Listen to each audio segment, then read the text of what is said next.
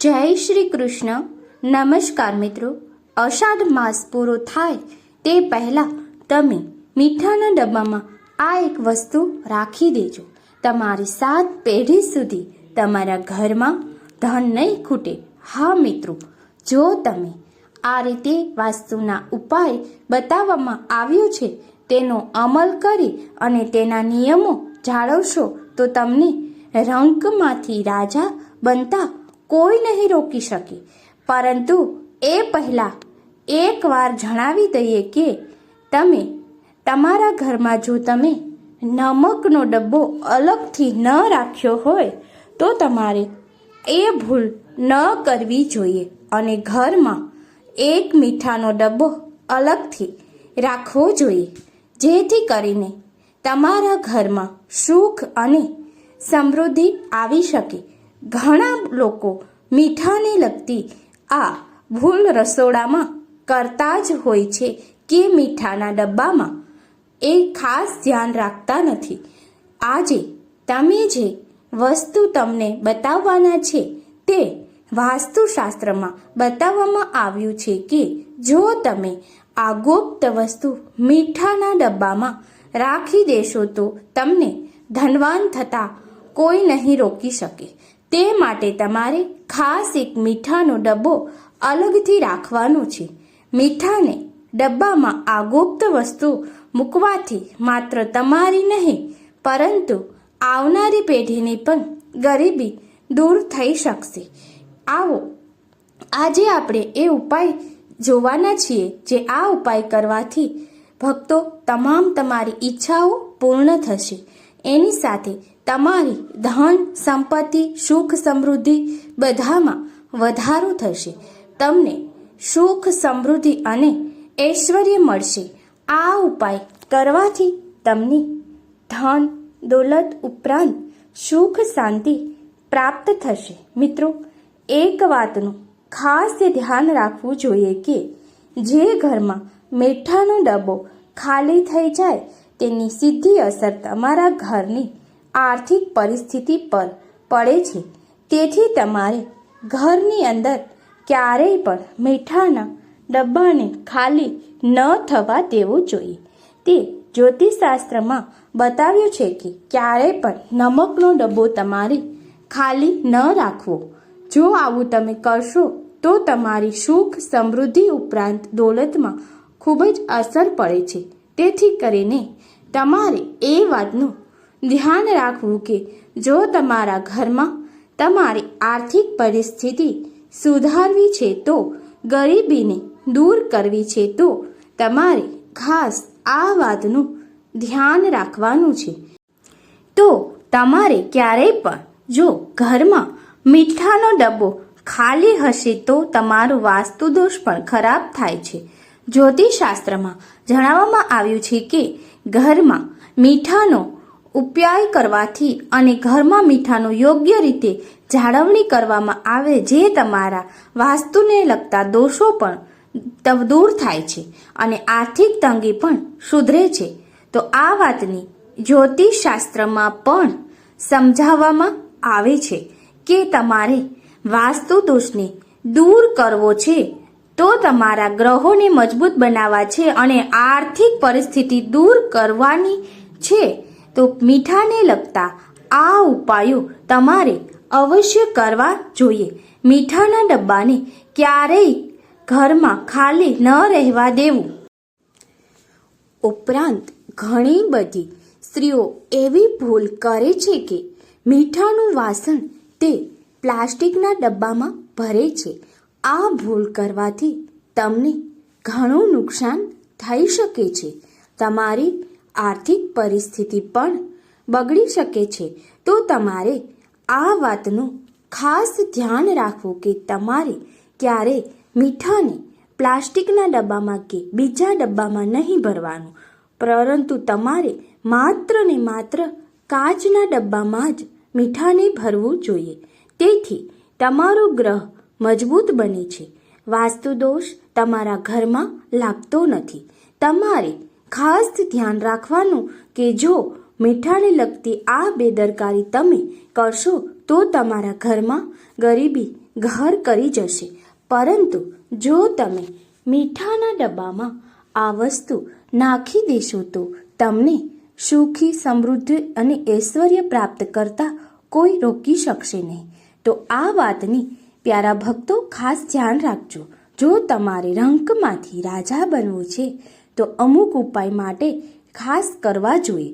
જો તમે મીઠા વિશે આવી સાવધાની રાખશો તો તમારી ગમે તેવી મુશ્કેલી હશે તે દૂર થઈ શકશે.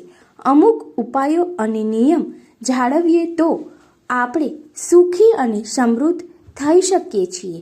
દરેક લોકોની એવી ઈચ્છા હોય છે કે તે જીવનમાં ખૂબ જ પૈસા કમાય, પોતે કરોડપતિ બની શકે, પરંતુ દાન ઘરમાં ટકતું જ નથી. આર્થિક તંગી ખૂબ જ વધતી જાય છે. ત્યારે જો તમે આ ઉપાય અષાઢ મહિનામાં એકવાર કરી લેશો તો તમારી આર્થિક તંગી મજબૂત થતાં કોઈ રોકી શકશે નહીં. આ ઉપરાંત તમને માતા લક્ષ્મી સાક્ષાત વરદાન આપે અને કાયમ માટે તમારા ઘરમાં ધનનો વરસાદ થાય તે માટે મીઠાના ડબ્બામાં આ ગુપ્ત વસ્તુ મૂકવાનો ઉપાય તમારે આ અષાઢ મહિનો પૂરો થાય તે પહેલાં એકવાર જરૂર કરી લેવું જોઈએ. આ ઉપાય કરવાથી તમને મા લક્ષ્મીના ખૂબ જ આશીર્વાદ મળે છે. તેથી તમારી તમામ મનોકામના પૂર્ણ થાય છે. ઉપરાંત તમને ધન, સુખ અને સમૃદ્ધિ મળે છે. મિત્રો, આપણા વાસ્તુશાસ્ત્રમાં મીઠાના ઘણા ઉપાય બતાવ્યા છે, પરંતુ આપણે તે ઉપાય વિશે જાણતા હોતા નથી. તેથી કંઈક ને કંઈક ભૂલો કરતા હોઈએ છીએ. તો વિડીયોને તમે અંત સુધી જોજો, જેથી કરીને તમને આ ઉપાય વિશે ખ્યાલ પડે અને તમે સંપૂર્ણ રીતે આ ઉપાયને જાણ્યા પછી કરશો તો તેનું પરિણામ તમને સારું મળશે.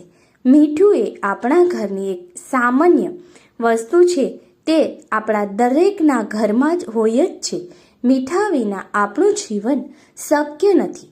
સવારથી લઈને સાંજ સુધીના ખોરાકમાં આપણે મીઠાનો ઉપયોગ કરીએ છીએ, પરંતુ વાસ્તુશાસ્ત્રમાં પણ મીઠાના ઉપાયો બતાવ્યા છે જે આપણે જાણતા હોતા નથી. આજે આ ઉપાય અમે વાસ્તુશાસ્ત્રમાં જે રીતે બતાવવામાં આવ્યા છે તે રીતે તમને કહેવાના છીએ, જેથી કરીને તમને તેનું ફળ અચૂક મળી શકે. આ ઉપાય જો આ અષાઢ મહિનામાં કરવામાં આવે તો માતા લક્ષ્મીના તમને ખૂબ જ આશીર્વાદ મળે છે. જેથી આ મહિનામાં કરેલો ઉપાય સુખ, સમૃદ્ધિ અને ધન દોલત લાવી શકે છે, તમને સમૃદ્ધ બનાવી શકે છે.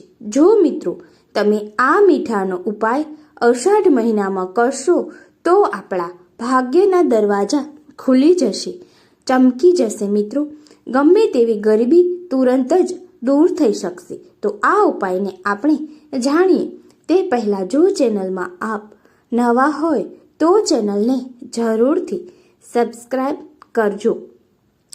વેદો પુરાણોમાં કહેવાયું છે કે જે ઘરમાં મીઠાને યોગ્ય રીતે સાચવણી થતી નથી તે ઘરની ઉન્નતિ અટકી જાય છે, આર્થિક તંગી ઘર કરી જાય છે. અને જ્યાં તમે મીઠાનો યોગ્ય રીતે ઉપાય કરો અને સાચવણી કરશો તે જગ્યાએ સુખ, સમૃદ્ધિ અવશ્ય આવશે. આમ વાસ્તુશાસ્ત્ર વેદ પુરાણમાં પણ એ વાતો જણાવવામાં આવી છે. આપણા પુરાણમાં મીઠાને લગતા ઘણા ઉપાયો બતાવવામાં આવ્યા છે, જે આજે તમને પહેલાં જણાવીએ છીએ કે જો તમે આ ઉપાય કરી લેશો તો તમારા જીવનમાં તમને સુખી થતા કોઈ રોકી નહીં શકે. મિત્રો, ક્યારેક પણ જો તમને કોઈ બીમારી વિના મન પરેશાન લાગે, ચીડિયાપણું લાગે, તમારું મન કોઈ કામમાં ન લાગે કે કોઈ પણ કાર્ય હોય તે તમને કરવાની જરા પણ ઈચ્છા ન થતી હોય અને તમે જીવનમાં કોઈ કારણ વિના જ દુઃખી છો એવો તમને અનુભવ થતો હોય, ત્યારે તમારે પુરાણોમાં બતાવ્યા પ્રમાણે તમારી અષાઢ મહિનામાં હાથમાં મીઠાને લેવાનું છે અને ત્યારબાદ આંખો બંધ કરી અને એ મીઠાને 2 થી 5 મિનિટ સુધી મુઠ્ઠી વાળી અને હાથમાં રાખવાનું છે. ત્યારબાદ આંખો ખોલી અને એને વોશ બેસિનમાં નાખી દેવાનું છે અને થોડા સમયમાં તમે અનુભવ કરશો કે તમારું મન પ્રફુલ્લિત બની જશે. આમ તમારા મનની અંદર સકારાત્મકતા આવી જશે. અને મિત્રો, જે મીઠું તમારે વોશ બેસિનમાં જ નાખવાનું છે, કારણ કે એકવાર જો આ વાતનું ખાસ જરૂર છે કે એ મીઠું કોઈના પગમાં ન આવવું જોઈએ. આમ તમે પુરાણમાં બતાવ્યા પ્રમાણે ઉપાય કરશો તો તમને મનની શાંતિ અચૂક મળશે. તમારા જીવનમાં આપોઆપ ખુશીઓ આવવા મળશે. જીવનમાં ધન અને બરકત લાવવા માટે મીઠાને હંમેશા કાચના વાસણમાં રાખો અને તેમાં 4 થી 5 લવિંગ નાખી દો. આવું કરવાથી તમારા ઘરમાં ધન, સુખ અને સમૃદ્ધિ આવશે. હવે તમને આ ઉપાય વિશે પણ જણાવીએ કે જે ઉપાય કરવાથી તમારા જીવનમાં ધન સંપત્તિ આવી શકે. મીઠાનો સીધો સંબંધ રાહુ કેતુ સાથે છે, એટલે તમારે મીઠાને હંમેશા કાચના વાસણમાં જ ભરવાનું છે. આમ જો તમે કાચના વાસણમાં મીઠાને ભરી અને ત્યારબાદ તેમાં લવિંગ નાખી દેશો તો તમારા ઘરમાં ગમે તેવી સાડાસાતી ચાલતી હશે અથવા તો કોઈ પણ ગ્રહ દોષ હશે તે શાંત થઈ જશે. આ ઉપાય કોઈ પણ પંડિતો દ્વારા પણ કહેવામાં આવેલું છે કે દરેક લોકો આ ઉપાયને જાણે છે. આમ જો નમકનો આ આપણા ઘરમાં હોય છે અને આ સામાન્ય ઉપાય આપણા બધા ગ્રહોને શાંત કરી શકે છે. તેથી આપણા જીવનમાં ધન સંબંધિત સમસ્યાઓ દૂર થાય છે અને સુખ સમૃદ્ધિ આવે છે. આર્થિક તંગી તમારી દૂર થાય છે. હવે આપણે મિત્રો આ ઉપાય જાણીએ તો તેમાં પહેલો ઉપાય છે કે જે કરવાથી તમને ગમે તેવી ગરીબી હશે તે દૂર થશે. ઘરમાંથી દરિદ્રતા કાયમ માટે જતી રહેશે.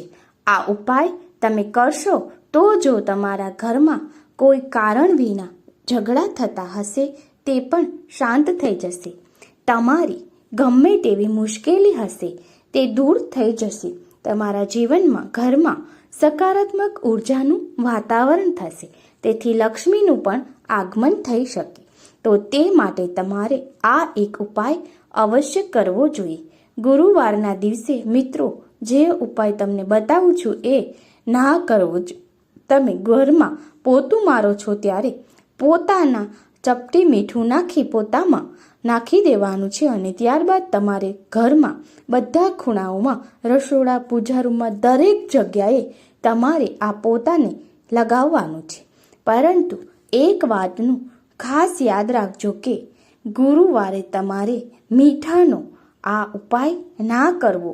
જો તમે ગુરુવારે મીઠાનું પોતું કરો છો તો તે ઘરમાં નકારાત્મકતા આવી જશે. તેથી ગુરુવાર છોડીને તમે બીજા ગમે તે રીતે તમે નમકના પાણીના પોતા કરી શકો છો. ઘરમાં સકારાત્મક ઉર્જા પ્રવેશ કરશે, ઉર્જા આવશે અને ઘરમાં સુખ સમૃદ્ધિ આવશે.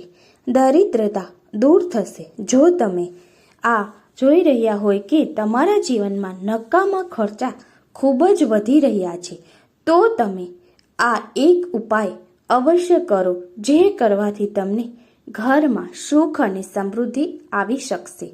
આ ઉપાય કરવાથી તમને ખૂબ સુખી થઈ શકશો. પરંતુ મિત્રો, આ ઉપાય કરવા પહેલાં તમને એક વાત જણાવશું કે તમે જે પણ ઉપાય કરો છો તે સાચા મન અને સાચી શ્રદ્ધાથી કરવો, જેનું પરિણામ તમને અવશ્ય મળશે.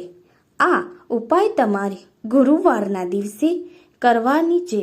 ગુરુવારના દિવસે તમારે શું કરવાનું છે તો કે સૌ પ્રથમ તો તમારે એક કાચનો ગ્લાસ લેવાનો, તેમાં ગંગાજળ લેવાનું છે. જો મિત્રો ગ્લાસ જેટલું ગંગાજળ આપણી પાસે ન હોય તો તમારે આપણા ઘરનું જે સાદું પાણી હોય છે તે પાણી લેવાનું અને એમાં એક ટીપું ગંગાજળ નાખી દેવાનું, જેથી સંપૂર્ણ પાણી પવિત્ર થઈ જશે. હવે તમારે તેમાં મીઠું નાખવાનું છે અને ત્યારબાદ એક ગ્લાસ ઉપર લાલ કપડું ઢાંકી દેવાનું છે.